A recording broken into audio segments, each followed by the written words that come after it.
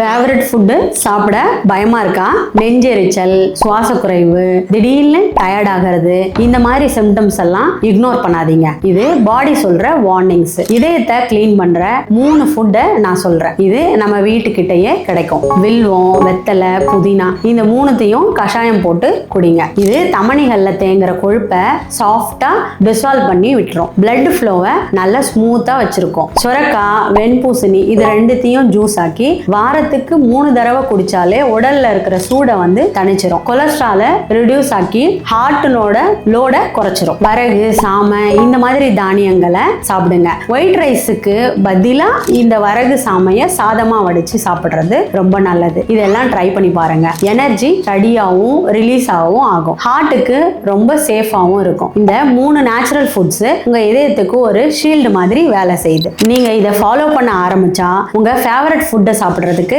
பயப்படவே தேவையில்ல. என்ஜாய் பண்ணி சாப்பிடலாம். உங்களுக்கு ஒரு பெரிய ஆரோக்கிய முன்னேற்றம் கிடைக்கும். நீங்க இந்த ஃபுட்டை ஃபாலோ பண்ணி உங்களுக்கு ஏதாவது மாற்றம் தெரிஞ்சதுன்னா உங்க ஃப்ரெண்ட்ஸ் அண்ட் ஃபேமிலிக்கு ஷேர் பண்ணுங்க. உங்க குட்டீஸின் ஆரோக்கியமான எதிர்காலத்துக்காக தினமும் free tips and tricks message பெற விரும்புறீங்களா?